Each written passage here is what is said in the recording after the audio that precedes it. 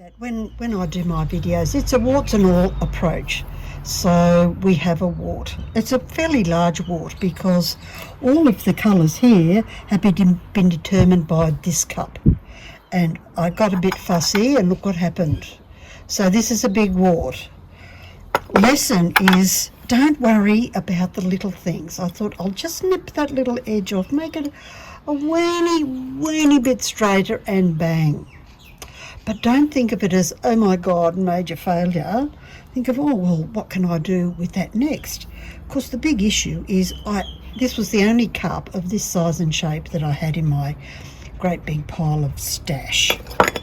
So now I'm going to come up with something completely different in the final stages of our plan. So just think of everything as an opportunity to be even more creative.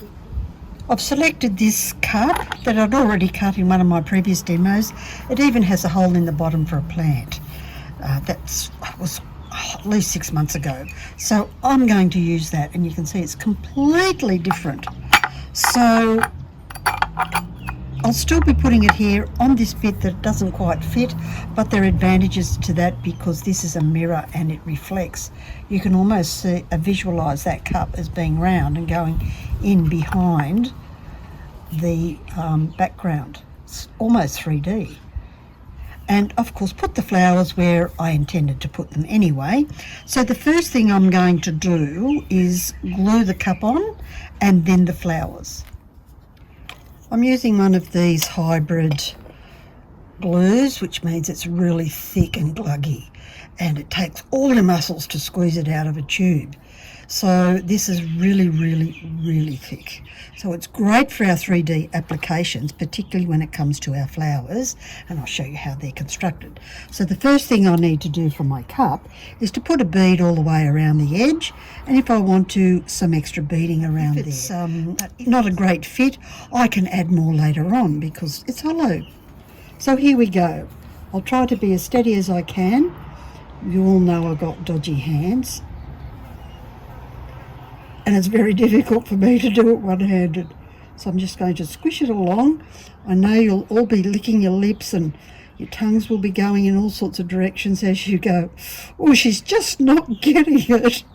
It's the best I can do, but you can see how thick this is.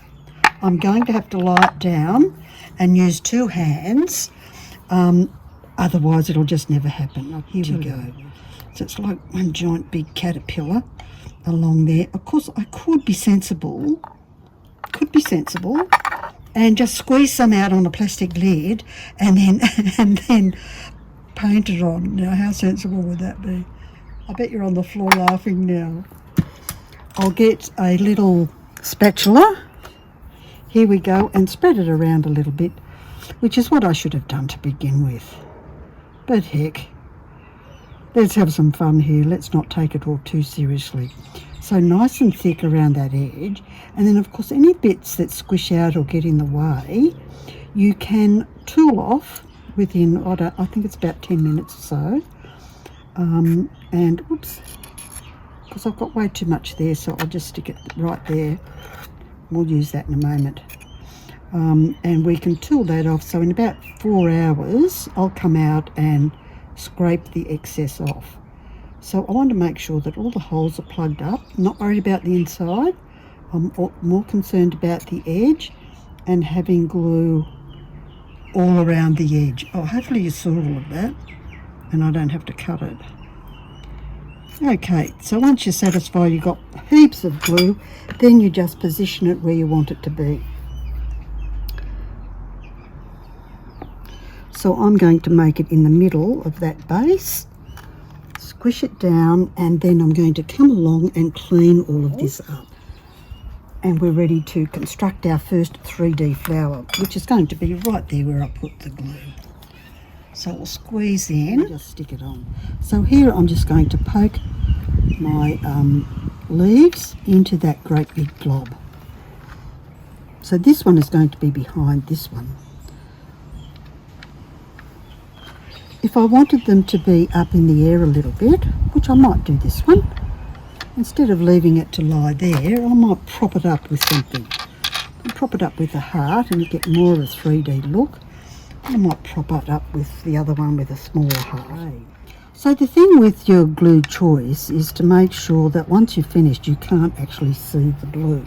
So that says, oh well, I'm going to need either a great big round bit or a little dot with some extra bits in the middle. So then I might use the little yellow dots that we use that are sprinkled around the place just to keep with the theme. So I'll probably just put one in the middle and then around the edges, probably at the point where there are flower gaps to make a hole in. Then push your flowers and your petals to where you need them to be. Make sure that's where you want them to dry, because you're going to leave them here for a while. Straighten up anything, align anything that you need to. I'm going to overlay on top of that one. So that's where I'm going to put my first one to make life a bit easier. Very easy. And this stuff is terribly, terribly easy to clean. And there we have it.